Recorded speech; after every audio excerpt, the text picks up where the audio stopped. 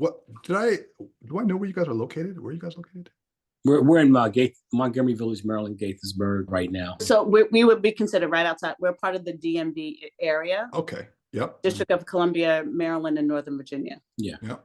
Yeah. I appreciate you taking the time. I was telling you before we press roll on this podcast that I actually wanted to thank you because you're the first couple to ever do an interview on the podcast. Oh, really? Groundbreaking. Whoop, whoop. And the reason why I asked you guys on is because I consider you a lighthouse. You're a foundation and a pillar in our community. And without blowing you guys up too much, I really consider you a lighthouse for us. And I want to know, maybe you could just share your story a bit about how you guys met, how long you've been together. You want to go first? Yeah, we met at Bloomingdale's. Bloomingdale's was my part-time job and Reggie's full-time job while he was going to school. I was working in an accounting company, an investment company actually, in Manhattan. And that was my part-time fund money. And so that's how we met. We worked on the seventh floor, which was like house, what do we call it? Housewares, like towels, sheets, comforters, blankets, the whole nine yards. Bedding, all that great stuff. I love that. Is Bloomingdale still around? Yes, still around. Okay. It's still in Northern Virginia and still in Manhattan on 59th Street. The anchor store is on 59th Street. Yes. Do you know if Macy's is still around in New York? Macy's is still around on 34th Street. Okay. So Bloomingdale's is on 59th Street. Macy's is on 34th Street. A lot of the satellite chains of Macy's, they shut those down. Those used to be huge across the U.S. Yeah. They killed FAO Shorts. Yes, I know. I know. We were, because we grew up on going to FAO Schwartz and loved it. What are you doing?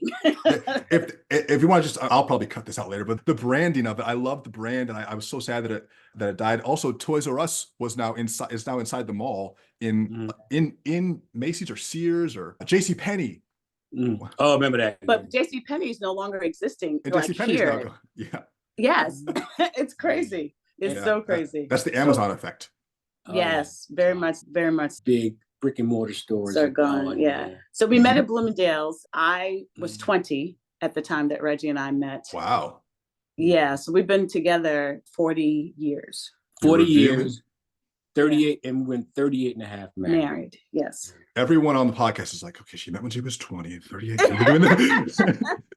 Yes. And so we have 3 adults just turned 38. Our middle adult turned 34. And the youngest will turn 32. In December, so he brings up the rear for everybody. Yeah, I'm right, and then I'm 36 this year. Yes. And see, we had a stillborn that would have been your age. You got them all in the same gap, so you're done now. Yeah, we're very good. Much so. We're yes, out the way. Yeah, so we're now on we do GG and pop-up duty. Yeah, I would imagine, and I should speak from my own experience, because Sarah and I have been together since she was. I don't know if I can say this in the podcast. I met her when she was 17. She said she was 18, and we didn't start dating until she was 18. This was not, she lied. And I was 22, she was 17. And we've grown and changed so much in that time in the past 15 years. Yep. I'm assuming that's been the same for you. Oh my gosh. Yeah. Oh my gosh. We've gone through 2 kidney transplants. We've gone through getting out of the military medically because of the need of a kidney. Or what they should say, he wasn't considered war ready. Because of the kidney disease. Good. but I can tell you this, it was very devastating because that was not a part of, we didn't have a plan B. So having to deal with that, dealing with depression, Reggie's part was challenging in and of itself because of now what do we do and where do we go? Like, how do we now navigate our lives based on this? So it was a little challenging at first. So 2 kidney transplants, depression, and God is good. God, yeah, for real. This is something, it's beautiful to me. And sometimes Sarah and I will go through our members, like the member profile pictures, and we'll just like smile because we don't see that many Black faces and families in one place anywhere else online. And I just like to look at the pictures, but it just makes me like a little bit emotional that you guys are so like together and that this is something that's attainable, because I think there's a lot of information out there that makes people feel, especially young people, feel like they can't have a successful, long-term, loving relationship that's healthy. Correct. Especially with the younger generation. Maybe my generation, I still believe in it, and I saw some good models, but man, the new younger kids, woof.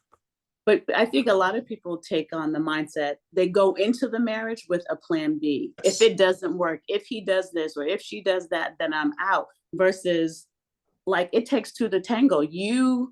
When you get into a marriage, you essentially die to self on a daily basis. Like what they were talking about today about serving each other. Like you get into spaces where you're like, I'm not doing that. This is not happening. But at the end of the day, if you feel that your marriage is worth the fight, you're willing to roll up your sleeves and die to self. We essentially should be each other minded, if that makes any sense, right? And so sometimes I think today they're not willing to be in that space. If it gets hard, I think this generation of people, we as parents have done you all a disservice in that at times, because we suffered or we had life hard, I don't want them to have to go through that and blah, blah, blah, blah, blah. So when the rubber hits the road, you're like, we've taken away the survival instincts in a sense, because every time you said, wow, we gave, not intentionally because we didn't, that we couldn't, we just didn't want you to quote unquote suffer like we did or have to go through things like we did. We lived in New Jersey growing up, my sister and I. And so whenever we wanted to go into Manhattan, we had to take the bus. We had to do public transportation. I remember telling our middle person that you're going to have to take the bus. And their response was like, the bus? Like, what are you saying? The bus? Millennials, don't tell us the bus. Exactly. And because of that, he's getting sick. Because of that we have to do, that's how we had to grow up. If we wanted to go somewhere, this is what we had to do. Yeah. And because of that was that thing. Our dog is having a moment and Reggie's trying. That's okay. I have two. The only reason they're not saying anything is because I've run them to death. A tired dog is an obedient dog. That's what I see. Yes. This one here wants my attention. So right. He does his own thing. But to add to what Kim is talking about, as far as relationships, young relationships, today, the young people treat marriage like they're in a high school relationship, boyfriend, girl. If you mess up, there's going to be some emotional moments, but then after a while, there's going to be one who's going to say, I don't have time for this, and it's over. And it can be either sex, it can be male or female, it doesn't matter. But they don't treat the relationship as long-term. We've had examples. My parents were married over almost 60 years before my father died. Mm-hmm. Wow. A lot of that's influence as well, because I look at my parents and I've watched them and the ups and downs and stuff, but there was all a piece where there was never, ever an instance where there was a decision that we're done. And when we came into this marriage, it's the same thing. We said, we married, we believe in God. That's our foundation, biblical foundation is what we set our principles on. And we know that as long as we trust in the word, we know that there's pillars for us to build on throughout our life, so that whatever we go through, we have a foundation to stand on. Yeah. And then because after 38 years, man, it's not easy. It was never easy. No. We've gone through life where we've not liked each other for a long period of time, but that didn't mean we were going to call it quits. We've always had a foundation of why we loved each other. And because I always tell her, I found you.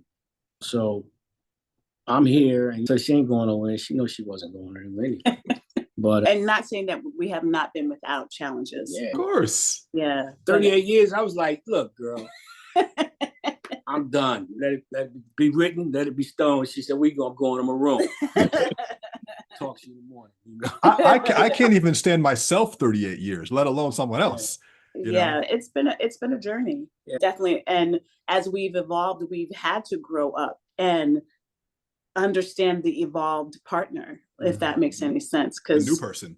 I remember when I turned 50, I still remember this day. Reggie was during pre-second transplant. Reggie was on dialysis for 10 years, right? And so when I turned 50, he was on the machine doing his dialysis session. I came downstairs to hang out with him. I said, let me just tell you something. I love you. but I don't care what you think anymore. Like I said, the 20-year-old, she's no longer here. She was mad at me. No, I wasn't mad at you. I was like declaring my voice, like, no.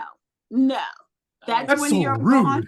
she That's what I thought. I was like, where's this coming from? You're on dialysis right now. What are you the gonna say? 20-year-old that you met, she's not here no more. She said, I'm not She's taking gone. none of this mess from you. And I love you, but I care about how you feel, but I don't care at the same time, because we can sometimes, our ups and downs and our moods and stuff that can so impact each other that we can get so easily swayed. And I was like, not anymore. So now, yeah, it's good though. 2 times we've learned how to go into our spaces when it's necessary. Yeah. 38 years of marriage. We've had our course, good and bad. I think though we're still here and we're here for the long run. Yeah. We take the oath death to us part. Death to us part seriously. And we're in our 60s. We're only early 60s, 61. Yeah. And I think we still have a long way to go to do a lot of great things in our lives and achieve goals that we thought we could not achieve. We're still in a position to try to make those happen. So, and that's where this piece came in. Yeah, why we did this. That's exactly what I was going to ask you. You're doing my work for me. I was going to ask you, you're such a seasoned couple. Why? Mm-hmm. So we started this program called Love and Legacy. It's a coaching program for Black couples to work on their mental health, their communication together, their intimacy, their physical health. And we started this because we felt like there was a need for it. And I am delighted that you guys joined, but why did you join since you already have been through so much? Because we were not communicating well. We were definitely in the space where sexual intimacy was a very huge challenge. Yeah. And how we really got, I had been following you all with the workouts on both platforms of social media, Facebook and IG. And I saw like around Christmas time that you all were doing an intimacy challenge. Yes. And I was like, Reggie, you want to join? And he was like, sure. It was like 3 days. We got on day 2. We couldn't find out what y'all were doing. We were like, never mind. We just kept it moving. And then we received the text message, do you want to do a 30-minute assessment? And we answered raw. To the meats. Because I tell you, because I'm going to tell you, through all my processes, I've been to church. We went to church counseling and stuff like that. Yeah. And then just about a year or so ago, I started doing, my daughter-in-law, she gave me some references and I started doing personal counseling on my own. And that got softened me up a lot. But it also said, I was like, Kim, you need to do something for yourself. And then she was like, look in whatever. And then this came about and I was like, all right, we need to do this because we got to get this done. That's it. But then when we had the first meeting, it was very genuine. And I was like, oh, this is cool. He said, you want to join? I said, yeah, okay, let's do it. We're going to do it. Yeah. But the most important thing that I like about this program is that there's interaction. I'm not just listening. I'm able to talk, be vulnerable about things that are going on in our lives. And we get to hear from, with 38, we got a lot to share, which is good. But when it comes down to some of like other things, sometimes younger couples can help out as well. Yeah. And give ideas. And give ideas because they're fresh at it. Where we were fresh 25 years ago, they're helping us to refresh ourselves in those certain areas that we need. Yeah. So I said, that's great. Because I was like, we first joined, said, man, I know, man, so we're 60 years old, man, 38 years. I told you, you're about 50 years old in marriage. Come on, you can help out. We'll be there. I said, all right, we'll go there. We'll do it. Because at that point, I was like, yeah, the age difference. But I always believe that you got to remain open and available for other people's conversation and ministry. Because sometimes, even in our 30 years of marriage, we're listening to some of them. And some of those things we haven't been through, haven't experienced. Yeah. And then some of them are experiencing things in their early marriage that we're experiencing now in our latter part. Yeah. So it's a universal thing. It's cool. I think it doesn't matter about age or how many years you've been married, because I think growth comes in different spurts and in different avenues. So where you can have a person 75 years old doesn't mean a 25-year-old can't give them a little education. Oh, yeah. And So- I think that the other part is that we were ready to make a difference. Having had like these sexual challenges, where I'm the menopause girl, and so sex has not been fun. Like, Yeah. and to get mentally prepared for it has been the thing. And to be able to do activities that help lead us into that space has been fun.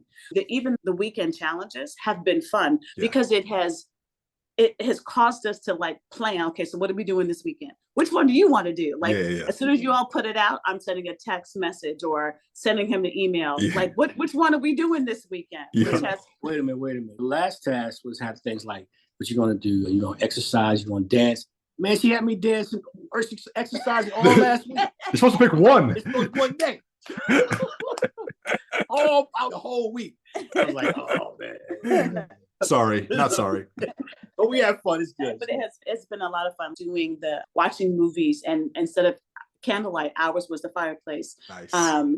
Doing the DIY spa. We have a jetted bathtub upstairs, and so it's not like super big, but it's enough that we were able to squeeze us and do some candles and have a conversation. So the technology went to the side so we could talk. And then we exercised the other day, and then we worked on our bucket list. And so we're doing things that we had been saying or talking about doing, and now we're putting actions to the words that we said. And pillar 3 and pillar 4. Yep. Yeah, we're working on pillar 4. That's right. So we're going to take some time to do pillar 4. So it's been pillar 3. We had been talking anyway. We had started to talk, but this has helped us to communicate better and to have those moments where if we're like in an intense moment of fellowship, we can then come back and go, okay, I shouldn't have said that, or maybe I should have approached it this way, or maybe my tone was different than it should have been, like doing things like that. So it's been very helpful for us in this space. One, because we had decided we wanted to make a change. Our marriage was worth the fight. Yeah, because lack of communication was affecting us financially because we weren't planning. Yes. And setting those goals. Because you weren't talking. No, we weren't talking. No. So now we got out. Back at it, say some things. Now, let me ask you a question. In those small group sessions where you're getting coached, do you feel safe to be vulnerable because it's sensitive stuff? Oh yeah.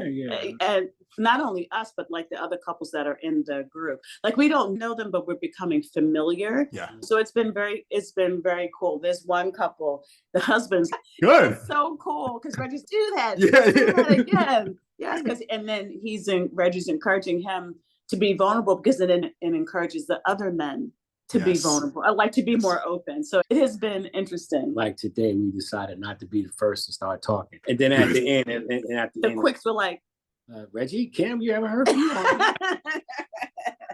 I told you guys are one of the lighthouses. We're all waiting for what you're going to say. Yeah, I think it's really beautiful. That's why we extended everyone's membership to a year for a full 12 months, because we want everyone to keep building that relationship with each other, because it creates more vulnerability. And so what would you say to someone who has been thinking about getting some support and they're on the fence and they just don't know if they should do it? They don't know if they should join the program. They're nervous. What would you say? Do it. Yeah, I would encourage them, because I would say to them, I said, you can get everything you need in one place. So you're not going all over the spot saying, I need to talk to somebody personally. So you got to go to this agency or go to this stuff. Or if you need to find some intimacy or some workouts or different thing, it's right there for you, man. You don't have to go over here and have another plan. It's everything's in one. Then if you need a space where you can talk, there are also opportunities for you to just talk to the guys if you need to. Get that experience. Just like the girls can do the same thing. And then there's opportunities to come together and stuff like that. And there's opportunity to share, so that if you have something, you can put it out there and see if, and most likely 100%, you'll get some response from it. And then, so it is a safe space. And I think so. People are comfortable. You can see people laughing and sharing all kinds of stuff. Yeah. So we know this is an intimate environment, not just for husband and wife, but for the group as well. Yeah. So, I love to hear that. And the last thing I'll wrap on, because I will just be talking about our shit all week, and I don't want to. This is supposed to be a short and concise podcast. Yeah, we're already 30 minutes. I know, and I want to actually have a phone call with you, but it's like too much. The last question I have on my list here for you is, what is the advice that you would say to your younger self if you were just meeting again for the first time about the road ahead? Oh man, based on everything that we've dealt with right now, I said, if I had this podcast, man, I would say churches should utilize this as a premarital course. Yes. I believe that for me, based on everything I've been learning so far, I wish I've known back before in the beginning. Absolutely. And it was actually taught, because these are a lot of things that were being taught or being refreshed is a foundational purpose. Yes. Before marriages, because you'll get to know when you're married for 5 years. Okay, now you have children. What to expect? What your wife can go through? What you may go through? Yeah. How are you going to meet those challenges? Yeah. It's not all about just finance. I'm going to make money and you're going to do good. You're going to have a big car and that's it. And she's upstairs unhappy and uncomfortable because you don't understand that she's having hormone issues or she's about to go in depression and you up in trying, I'll buy you a ring. That's a help. No, that's not going to help. A lot of guys are like, what? Yeah, and the same thing. Yeah. Same thing when we're talking about a man. He's like, your girl, you want to go in there, you want to do something, and all these things are stopping you. And then on the female side, the same thing. Maybe he's had an issue at work. He doesn't know how to transition. So what are the steps to transition when you get home? Yeah. Or how do you tell your wife, hey, I'm having some issues. I don't know how to deal with that. I feel insecure. What do I do? You know, how to discuss that so that the sensitivity on both sides, are learned and heard. So moving forward, whenever that happens, when it comes up in your marriage, you know how to talk about it. Yeah. These are like taking elective courses in college. You got to take math, English, and science, but now you have some electives on some things that may occur. Wow. That's an interesting way to think about it. Sarah and I never had premarital counseling, and I think it would really helped. We had one day. Yeah. You love her, you love him. Okay, let's go. It was like, we had nothing about finances, nothing about parenting, nothing. Like the things that should have been foundational, we didn't have. So this was also, like Reggie was saying, it's like a refresher course. It helps us to really view each other in a better light. But I think Dan, you had something to say. I'm sorry, go ahead, Dan. Oh, no, I didn't. No. You sure? I just like talking about this so I could keep going back and forth on my experience and your experience. It's very interesting to me. It's so interesting that we can be totally different people and then share some similar experiences, even though we've been married different times, we have different ages, but there's a similarity in wanting to be seen and heard and appreciated, wanting to gain those skills, knowing that it's going to benefit all of us if we do that. And I think I'll close with this. I think what really makes you guys successful is that you actually want to grow together. You actually want to be receptive to outside information helping you. Whereas some people, they aren't willing to actually do it. They say they want to do it, but they don't really want to. Because it's work. Marriage is work. It's a daily decision that I'm going to walk with this person, and I choose to love him. I choose to honor him and respect him as he chooses to honor and respects me. And there's a scripture that says, submit one to another. And then it talks about husbands loving your wives as Christ loves the church, who is willing to give up his life for the church. And likewise, wives, submit yourselves unto your husband. Submission doesn't mean like I'm like the subservient. I get to walk under. I make a decision to walk under and support the vision that God has given him, and that we're equal partners in this. But I like this. I heard this a long time ago. When it came to the hierarchy in the marriage, it's him, her, and them, meaning the children. And at the end of the day, God holds him responsible for the ups and downs of that marriage. It holds me responsible how I submit and surrender myself to him. And so God goes, which choice do you want? Do you want the weight of the healthiness and the ups and downs of this marriage? Or do you want the responsibility of submitting? I was like, I'll submit. Let that, because the weight of that is more powerful. His shoulders, your shoulders were made to carry the weight of the marriage. My shoulders were not designed to do that. Yeah. I say this and then I'll be done. I look at individuals who may choose, no matter what happens in their marriage, they have to stop being influenced by others and be influenced by what's really in their heart. Mm-hmm. And be able to to accept their decision based on the love that they have for their relationship. Because the bottom line, you're married is you're not married to the influencers. You're not married to your mom and dad. You're not married to your friends. You're not married to the barbershop crew. You're not married to your cigar crew. You're not married to your salon crew. You're married to each other. And when you're doing that submitting thing, that's like a business. You have to work those details out. Mm-hmm. And sometimes, and most of the time in the business, it's a private situation. Yeah. And it only becomes, it's never public, but in your private time when you're like, this right here is a private time. When you're allowing the third party in your space because you trust them. And they're honoring that trust of your vulnerability. And you have to, I tell people, man, guard your kingdom with all that you do. Be the gatekeeper and make sure you lock it down.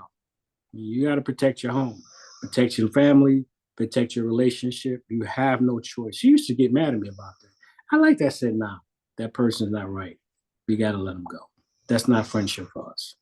And then they show their face eventually. So I'm like, we have to protect our home, no matter what. That's it for me. Kim, I want to let you close now because that was actually the advice was too good. I want to end on a silly note. After 38 years, who has the worst farts? I gotta go, man. It's probably the puppy at the end of the bed. It's probably him. Thank you guys so much. By the way, it's my wife who has the worst farts. She knows this. She's just so cute. So much love to you guys. And it's been a pleasure. I'll talk to you guys soon, okay? Thanks for considering us.